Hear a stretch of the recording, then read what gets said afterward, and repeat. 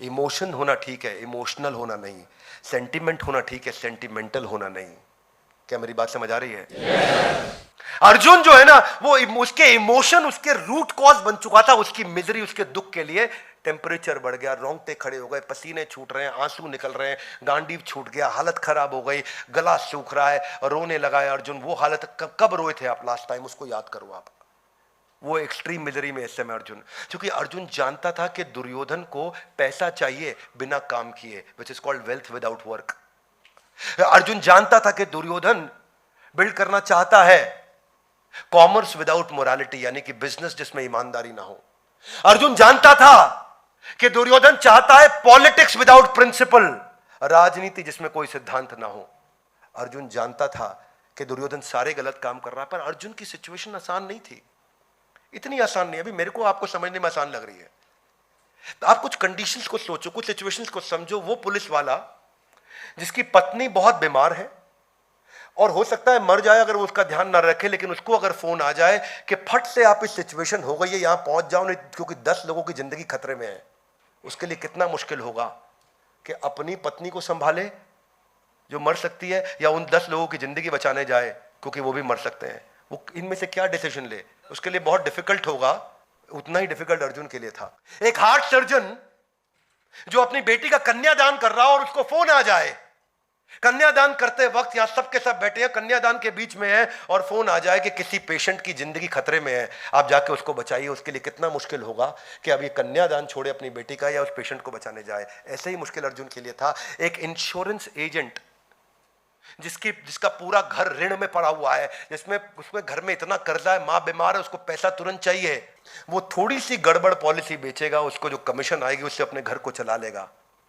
अब उसके लिए कितना मुश्किल है कि मैं इसकी काम की पॉलिसी बेचूंगा तो मेरा घर मर जाएगा, और इसको थोड़ी सी गड़बड़ पॉलिसी बेचूंगा तो मेरा घर चल जाएगा। इसको लूटूं या अपने को बचाऊं, इसको बचाऊं या अपने को लुटवाऊं। आसान नहीं है एथिकल होना हमेशा। एथिकल और इमोशनल डिसीजन, ये चैप्टर थोड़ा डिफरेंट है। इसमें आपको लाखों में कोई एक टीचर ऐसा होगा जिसका बच्चा जब नहीं पढ़ रहा हो ठीक तो अपने हाथ से अपने बच्चे को फेल कर देगा। लाखों में कोई ऐसा वाइस चांसलर या चांसलर होगा जो अपने बच्चे के नंबर कम आने पर अपनी ही यूनिवर्सिटी में उसको एडमिशन देने से मना कर देगा। लाखों में कोई ऐसा जज होगा जो अपने बेटे की गलती पे उसको मौत की सजा दे के सुना के पेन को तोड़ देगा, कोई जज नहीं करेगा। लाखों में कोई पुलिस वाला ऐसा होगा जो अपने बेटे की गलती पे अपने बेटे के खिलाफ एफआईआर लिख देगा। अर्जुन के लिए सिचुएशन आसान नहीं थी। लाखों में कोई ऐसा डॉक्टर होगा जो अपने बेटे का ऑपरेशन छोड़ के किसी और अर्जेंट ऑपरेशन को देखने के लिए चला जाएगा। लाखों में कोई ऐसा निर्माता निर्देशक होगा जो अपने बच्चे को लॉन्च करने के लिए की बजाय किसी और के बच्चे को लॉन्च करने चला जाए। लाखों में कोई एक ऐसा पॉलिटिशियन होगा जो अपने बच्चे को टिकट दिलाने की जगह किसी और के बच्चे को टिकट दिलाए। इनके उल्टे उदाहरण तो बहुत मिलेंगे, पर ऐसे उदाहरण, क्योंकि ये नेचुरल है कि आप इमोशन को एथिक्स के ऊपर चूज करते हो, क्योंकि जो आपको अच्छा लगता है या जो सही है उसमें क्या चूज करना है। एक टैक्सी ड्राइवर, आपको पता है यहां से आपको दफ्तर जाने के रोज 500 रुपए लगते हैं, वो एक दिन आपसे 300 मांगता है, आपको मालूम है ये गलती से कम मांग रहा है, तो क्या आप उसको 200 एक्स्ट्रा दोगे? मुश्किल होता है ये डिसीजन। एक रेस्टोरेंट में आपने 5 डिश ऑर्डर करी और गलती से उसने 3 का बिल भेज दिया।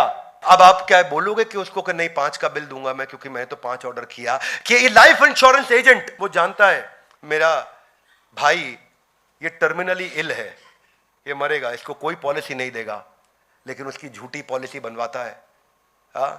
आपका बेस्ट फ्रेंड आपसे एक फेवर मांगता है कि तेरी कंपनी की सीक्रेट मुझको दे दे, तू मेरा दोस्त 20 साल से है और इस कंपनी में केवल 2 साल से है। अब आप फ्रेंड के लिए करोगे या कंपनी के लिए एथिक्स को प्रैक्टिस करोगे? एक ऐसे पिता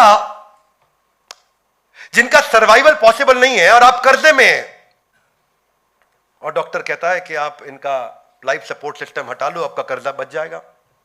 क्या किया जाए? कर्जे को बढ़ाऊं या उस पिता को चलाते रहूं जिन्होंने कभी ठीक नहीं होना है? एक ऐसा हस्बैंड जिसको अभी हार्ट ट्रांसप्लांट की जरूरत है और उसकी पत्नी के पास पैसा नहीं, उसको लाखों रुपया चाहिए उसका हार्ट ट्रांसप्लांट करने के लिए, और उसका बॉस उसको बोलता है एक रात के लिए मेरे साथ सो जा, मैं तुझे पैसे दे दूंगा। वो क्या करे? अपने हस्बैंड को मरने दे या उनके पास जाए और एक रात वहां सो जाए और फिर अपने हस्बैंड को बचाए? ये डिसीजन टफ होते हैं। क्या मेरी बात समझ आ रही है? स्नो हाँ, एक दोस्त आपका किसी को एक्सीडेंट में मार आता है और आपको अगले दिन पता चलता है कि किसी और को पकड़ लिया गया हत्या के आरोप में, क्योंकि जिस आदमी को ये मार के आया उसकी डेथ हो गई। आपके दोस्त को नहीं, उसको पकड़ा गया है। तो आप सच बोलोगे या रुक जाओगे? बहुत सारी कंडीशंस, ऐसी टफ सिचुएशन। आपके पिता हॉस्पिटलाइज्ड है, उनकी एक इंश्योरेंस पॉलिसी है, इमेजिन करिए, और पिता ठीक नहीं हो रहे हैं, रिकवर नहीं कर रहे, रिकवर करना मुश्किल हो रहा है, पर उनकी एक 10 करोड़ की पॉलिसी है जो आज रात 12 बजे के बाद लैप्स कर जाएगी। लाइफ इंश्योरेंस पॉलिसी है। आज रात 12 बजे से पहले वो मर गए तो 10 करोड़ आपको मिल जाएंगे। आप अपना करियर बचा सकते हो, या आप उनको बचाने में लग गए और रात को 12 पार कर गया तो वो 10 करोड़ हाथ से निकल गए। अब क्या करोगे? 10 करोड़ लोगे या पिता को बचाओगे? अर्जुन की सिचुएशन इजी नहीं थी, पर ये सब डिसीजंस लेने के लिए भगवत गीता में सिखाया गया है कि वैल्यूज जब सामने होना आपके क्लियर तो डिसीजन लेना इजी है, और जब वैल्यूज नहीं है, वैल्यूएबल्स आपके सामने हो तो डिसीजन लेना मुश्किल है। क्या मेरी बात समझ आ रही है? पहले ईमानदारी, बाद में दुकानदारी। जब भगवत गीता पढ़ लेगा व्यक्ति तो उसको कोई हरा नहीं सकता दुनिया में। मोरालिटी स्ट्रैटेजी नहीं है, इंटेग्रिटी सिचुएशनल नहीं है कि मैं ईमानदारी को सिचुएशन के हिसाब से यूज करूं, स्ट्रैटेजी के हिसाब से यूज करूं, अपने फायदे के लिए ईमानदारी का इस्तेमाल करूं। It is better to deserve an honour